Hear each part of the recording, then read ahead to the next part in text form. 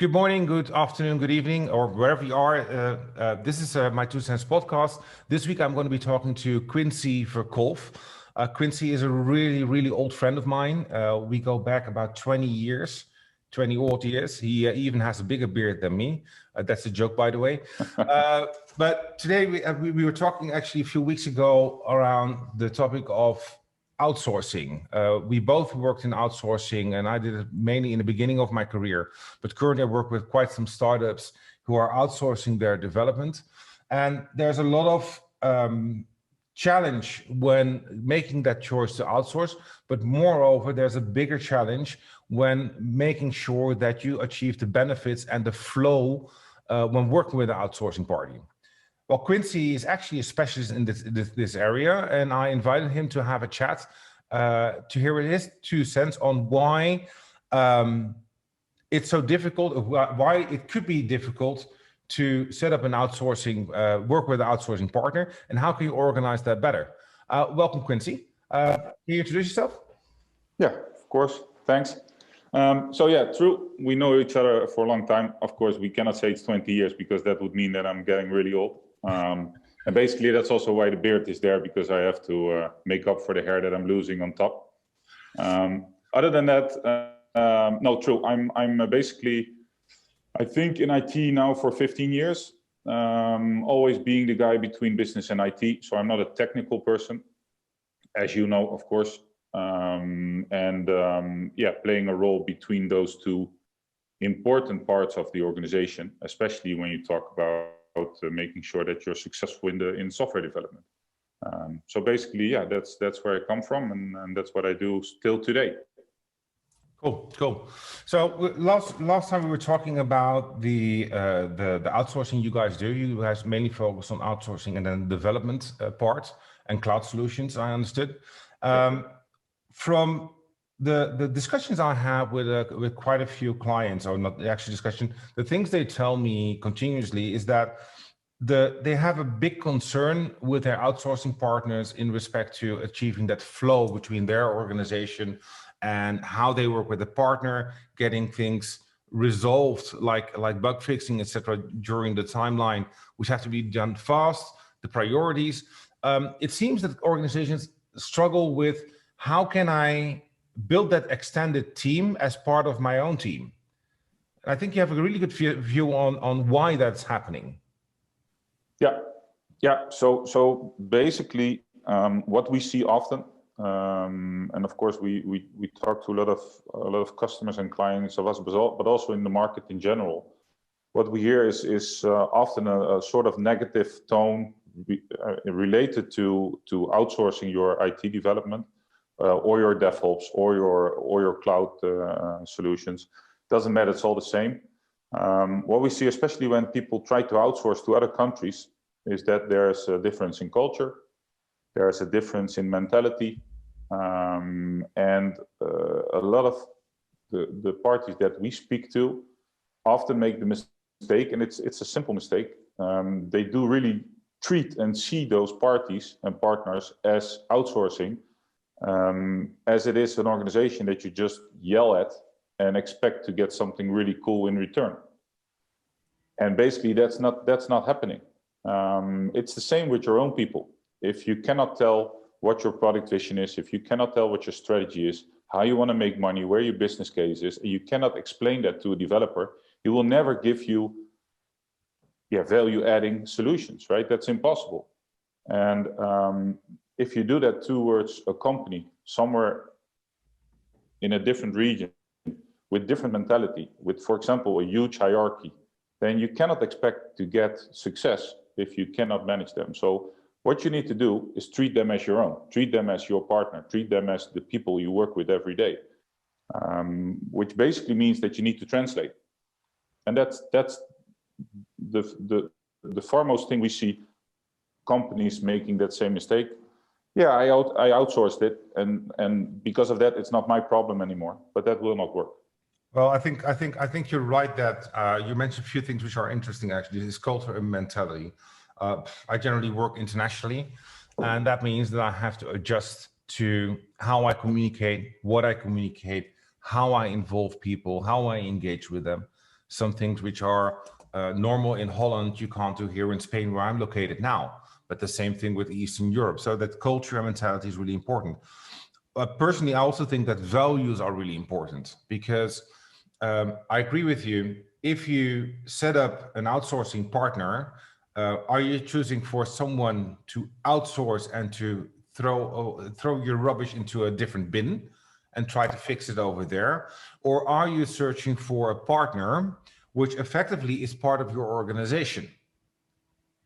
And those are really key things, because if people understand the organization, understand the values, understand the drive, then it will be much easier to get them to deliver what you actually want, instead of being that garbage bin.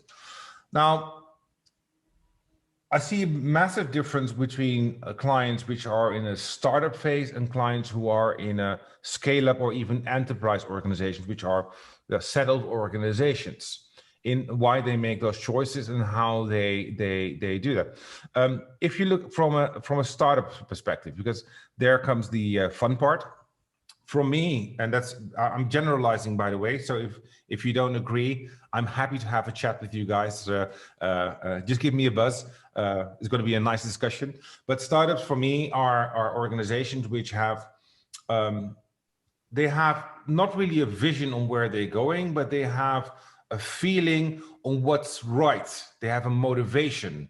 They're looking for that product fit into the market, and they're developing and being creative without a lot of structure.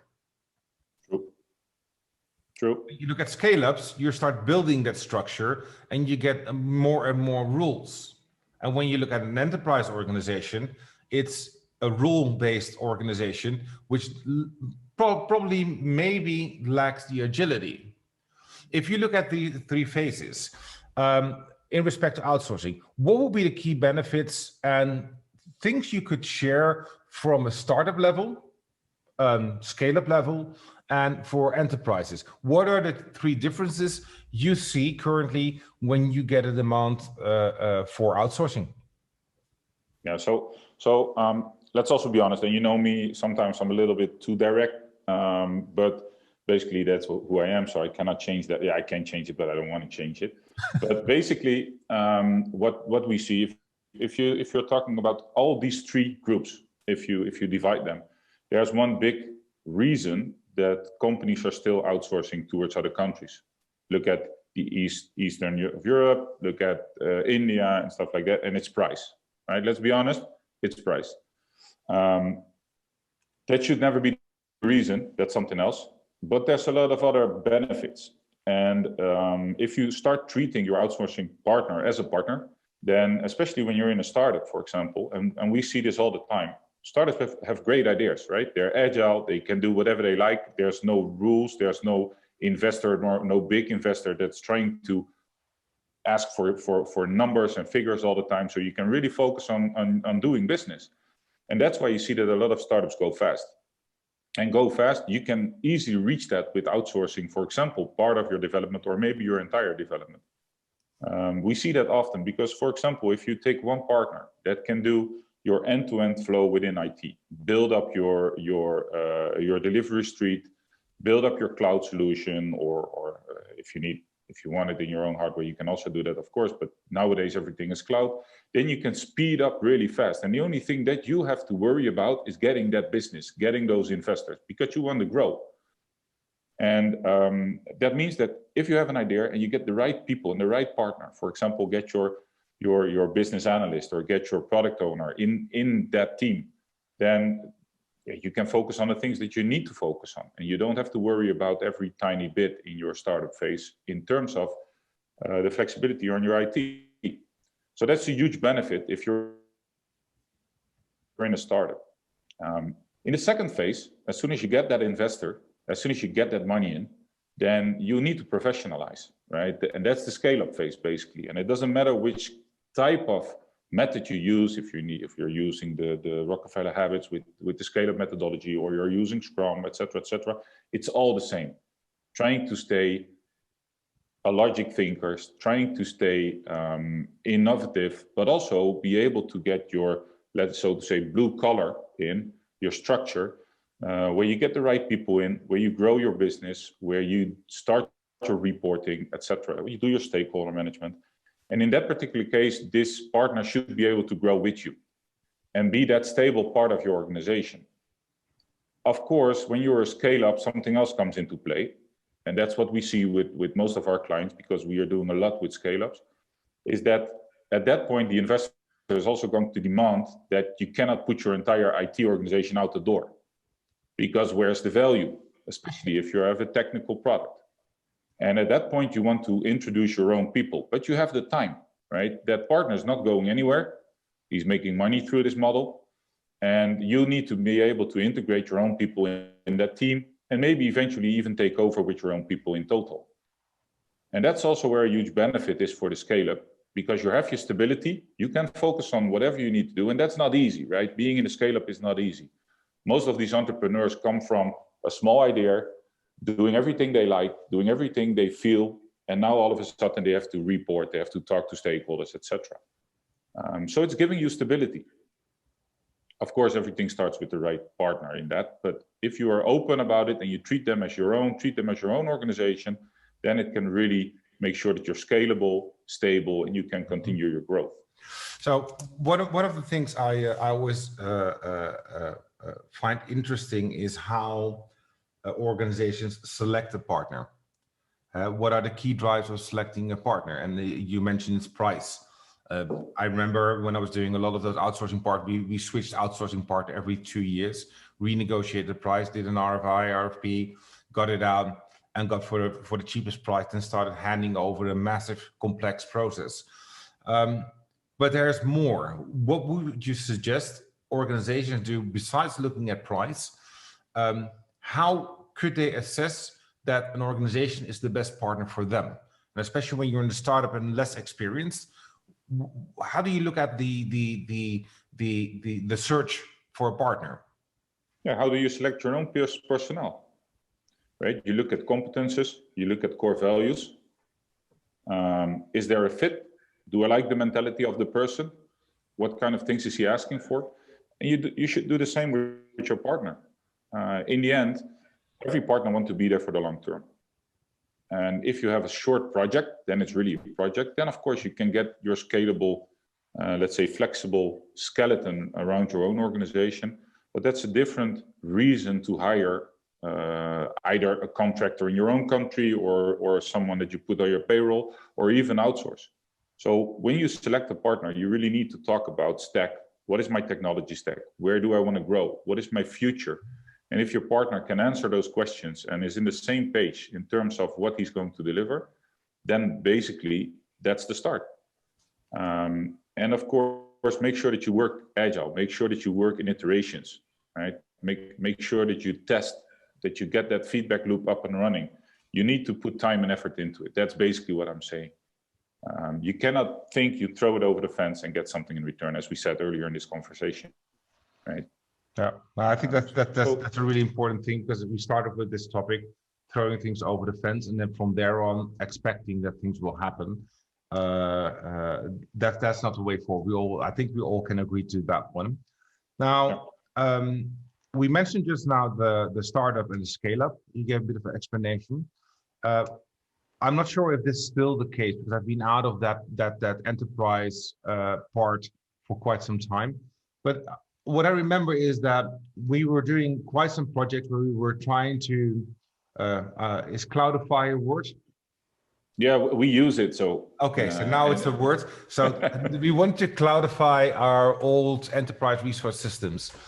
We had Dit Solutions, et cetera, et cetera. And it always struck me at that time that we were trying to cloudify, and our idea of cloudifying was basically moving it to a different server park, but not actually putting it into the cloud.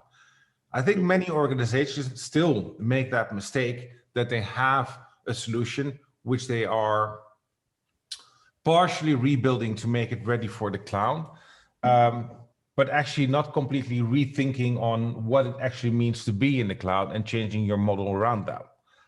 What's your take on that? Yeah, I think you already explained it, right? So what we see often, and we are doing a lot of these migrations, as we call them, but it's not only a migration of data, for example, and bring it to a different database or a different server that is in the cloud. A lot of these companies want to go to the cloud because they want to be more scalable, right? Or they want to go cheaper. I have a promise for you. You will not go cheaper if you don't have the right resources in to give you that benefit in the cloud, right? Because as soon as you start ordering managed services, then your bill will go up. Most important thing of this is that it's a huge project, not because you are changing things, but you're also changing mentality. You're also changing a way of working. You're also changing your code, right? Not every code base is suitable for go to the cloud. You need to make it cloud native, or you need to at least refactor it. And basically what you see and this is not for startups today, right? Everybody starts in the cloud, but especially big organizations, people like me that are not real technical people, they think, oh, why not? It's here, you bring it there. And Jeff Bezos or all these guys, they say it's easier, so why not do it? But in this, it's the same. You need to have qualified people that understand that business. There's a reason why these guys are making that much money. There's a reason why they're that big and this powerful. And that's not because they make it easier or cheaper for you. So yeah, that's the only thing that I can say on that. And luckily, most of the companies are starting to understand that. But there's a huge chunk of companies that are a little bit older, but not that big, with not those big budgets, that still need to move someday, because otherwise, yeah, you will in the end be not able to grow. And that's the benefit of cloud, but you need to make sure that you understand the game. Yeah. Cool. So I was looking online and I found some statistics. And statistics is generally boring for podcasts, so I'm not going to go through all the statistics. But there were some trends which are quite interesting if you look at the IT service market. So in 2019, we had about a 7% on average investment throughout Europe in respect to IT services. In 2020 and 2020, they declined with about 40%, minus 40. 2021 is not going to be much better, but in 2022, we will see a slow change in those investments coming in. Well, in 2023, we would expect a high investment in IT, which I think is logically because the digitalization has been pushed forward even harder. So although we're not investing now because of the current economic climate and the challenges we have with, for instance, the big C word, but if you move forward, the investments are going to increase massively. What should IT CIOs, CTOs do, thinking about the future in how to build that future-proof strategy? Because we've been talking now about outsourcing or not, but this is the moment, I guess, and I think that every organization is revisiting in how they will operate in the future. What is your take on that? How do you see the traction towards the future, and what would you suggest them to take into account? Yeah, so basically, and this is a little bit dangerous, right? Because I'm not a guru on these things, but I do have my opinion, as you are aware. Well, luckily, this is about my 2 cents. So I'm only asking for your indispensable, uncensored opinion. Yeah, so let me give you that. Basically, what we see nowadays is that there's a lot of buzzwords going on, and that's not today, right? It has been there for ages. We were talking about blockchain 10 years ago. I don't see it that often anymore, but it's still there. One of the things that is now today, the thing that we encounter every day is data. Data, machine learning, artificial intelligence, and nobody knows what it is. Of course, there are people that know what it is, but all of these business guys, and I'm one of them, I often say to my people, guys, shouldn't we do more in machine learning and AI? Because I want to work with the data. What we also do see is that a huge part of the budget will be going there in the future. Everybody knows that there's value in data. Everybody knows that there's a huge part to win in terms of security, in terms of how to treat data, and to make sure that you can actually work with it, right? But it's also a big marketing term, right? I have this client, I'm not going to say his name because he will be really angry, but I told him, you have to do something with machine learning and AI. And he said, yeah, why? I said, because everybody's doing it. It's you can put it in your marketing, put it on LinkedIn, and then your product will be 2 or 3 times as big in terms of value. And that's actually what's happening. So I expect a lot of CEOs, CTOs to focus on data in the upcoming years, and also to invest heavily in that. And with that, of course, there's a need for cloud. There's a need for scalability. You need to work with huge amounts of data. A lot of, especially from e-commerce, the growth that we are making, also through COVID, of course, is that people need to be scalable. If you were selling basically shampoo via your salon, via your shop, and now everybody wants to have that same shampoo online, you need to have your web shop, and you need to make sure that you can handle with that data. So I expect that will grow. I expect that fraud will grow, and you can see it. We were talking about figures. Account takeover last year grew 282%, which is enormous, right? So I expect that, especially from this e-commerce part, and every organization that works with a customer journey online that has customer data will be encountering fraud, will be encountering increase of data. And that's something that CIOs and CTOs need to invest. And you need the right people. It's the same. It's the same all over again. And that also means that you need to invest heavily on skills and competences and mentality of your people. If they're in your organization or outside, if you do it in your own country or something or somewhere else, we need to invest. And luckily you see a lot of companies doing that, right? It's not that it's a secret. No, I don't think it's a secret. I think the challenge organizations have is basically twofold in the current times. One, a lot of organizations, except of the organizations who really are on e-commerce, because we have seen a spike. If you look at all the statistics you get from the different organizations who are specialized in statistics, not naming one or the other, but what you could see is that e-commerce is booming. Organizations who were ready for e-commerce and have approached that actually before the crisis are now doubling their revenues, tripling them. It's crazy what's happening in that perspective. Organizations who did not have their online capabilities are struggling. So we have a lot of organizations are surviving the crisis, hoping that they can turn it around so they can thrive again. You see that mainly in the travel tech. There's a big one hit, but there are also other segments you will see that. Yeah, data is a big thing, but I think you're right. Fraud is also a big thing, because the moment you start doing online, I come from a compliance background at DNB, where I worked before. I was leading a compliance team, which was one of the teams actually in my focus areas.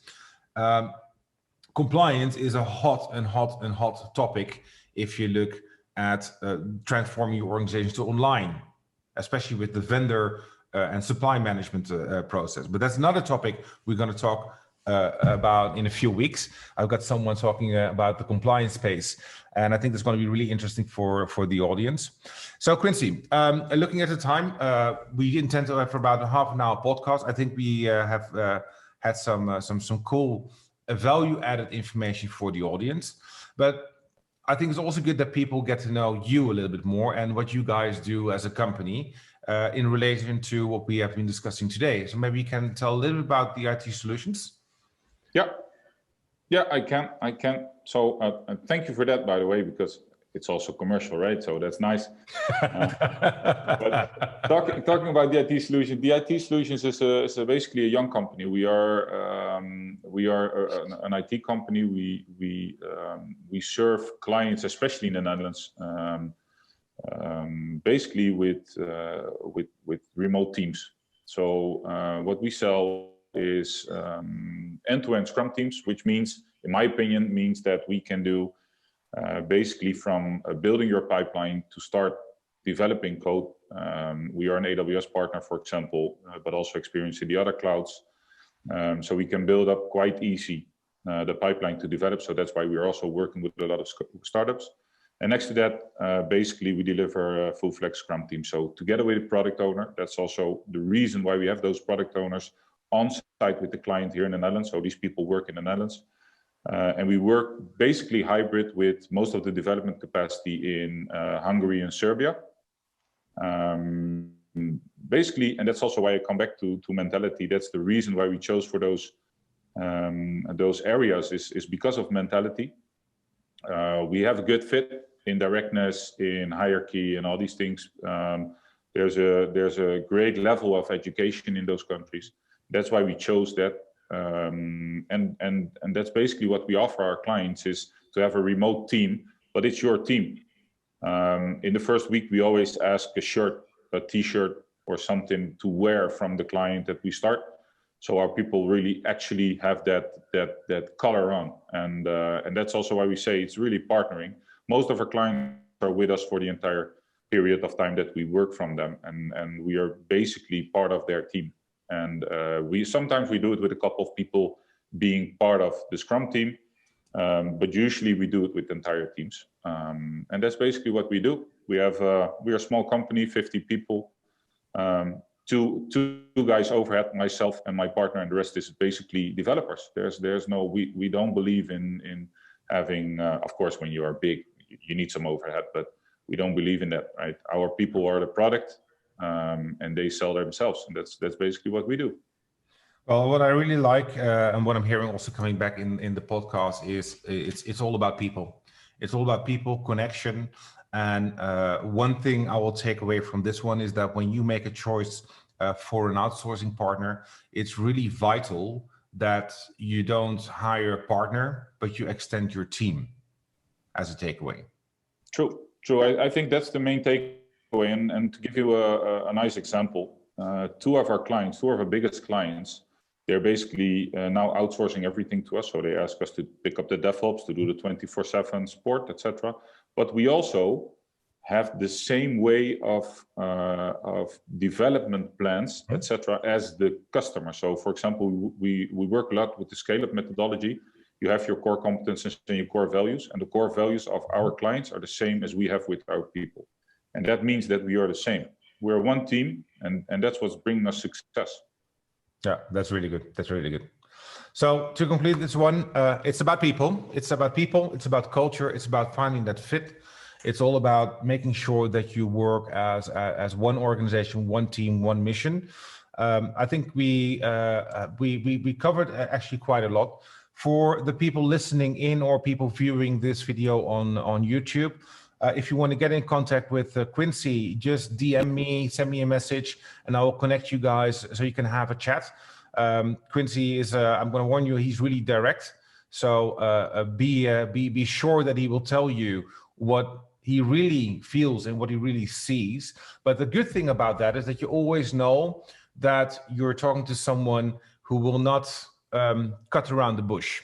So if you want to get into contact with him, just DM me, send me a message. I'm happy to connect you guys. Now, moving forward, My 2 Cents podcast, we are now in episode 5 or 6. I don't really remember. My brain is not working that well anymore. As you get older, yeah, like Quincy is hiding with his beard. If you guys were listening in the beginning, his beard is hiding his boldness. Well, I'm already bold, so that may be a reason. But in the next few weeks, we will be having a few cool guests joining us. We will be talking to Frans Koenen around differentiation. We will be talking to a really good friend of mine I work with from Vonage. And he will be talking about how you can influence actually the top line growth of your organization as individual contributor through using social media. And we have a few more cool sessions around fraud and compliance coming up. And you will think it's a dry topic. Well, I assure you those are not dry topics. They're going to be more and more important moving forward. So stay tuned for My 2 Cents podcast. The next few weeks, we will be posting more on the different socials. And yeah, to close off, thank you, Quincy, for joining the session. Really appreciate it, and a really fun talk, as always. Yeah, thanks, man. Thanks. It was great. Signing off. Have a great day. Bye-bye.